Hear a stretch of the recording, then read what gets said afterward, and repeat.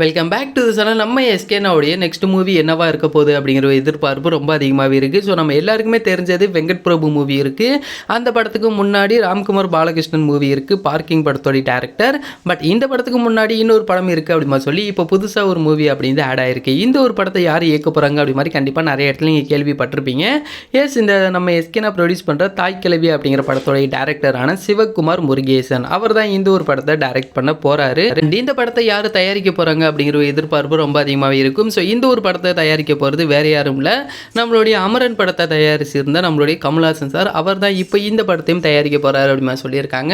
So RKFI அவங்க தான் இந்த ஒரு படத்தை இப்போ தயாரிக்க போகிறாங்க. இதற்கான அஃபிஷியல் அனௌன்ஸ்மெண்ட் அப்படின்னு நம்மளுக்கு இந்த மந்த் வரப்போகுது.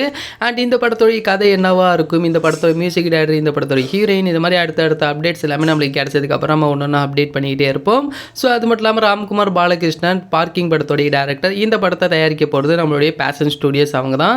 அண்ட் இது மட்டும் இல்லாமல் நம்மளுடைய வெங்கட் பிரபு மூவியை தயாரிக்க போகிறது சத்யஜோதி ஃபிலிம்ஸ். ஸோ அடுத்தடுத்து நம்ம எஸ்கேனுடைய 3 படம் அப்படின்னு இப்போ லைனப்பில் இருக்குது. ஸோ தாய் கிழவி படத்தோடைய டேரக்டரான சிவகுமார் முருகேசன் இந்த படத்தை தான் இப்போ உடனே ஸ்டார்ட் பண்ண போகிறாங்க.